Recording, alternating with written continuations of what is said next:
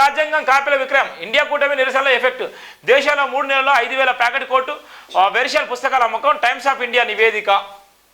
బ్రహ్మాండంగా ఉంది అందరు రాజ్యాంగం చదవండి రాజ్యాంగం చదివితేనే లెక్క సెమీస్లో Bharat versus England South Africa versus Afghan రేపే తలపడిన 4 జట్లు ఫైనల్ చేరే టీవీలపై ఉత్కంఠ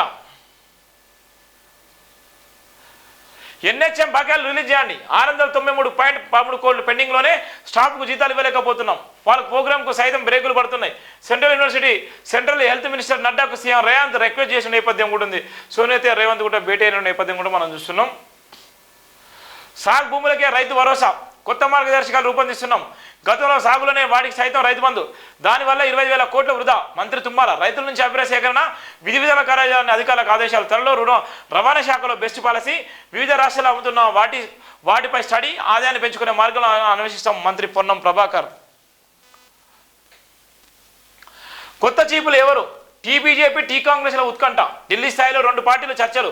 రాష్ట్ర నేతల నుంచి అభిప్రాయాల సేకరణ అస్సాంలో ఎవరికి ఛాన్స్ అంటూ కాషియా పార్టీ ఆరా బీజేపీలో అవకాశం ఎవరికైన విషయంపై కాంగ్రెస్ ఫోకస్ సంస్థాగత మార్పులపై పోటీ వ్యూహాలు ఒకదానిపై మరొకటి పైచేయి సాధించినట్టు కూడా పట్టున్న నేపథ్యం ఉంది ఇలా ఉన్నటువంటి కాంగ్రెస్ పార్టీకి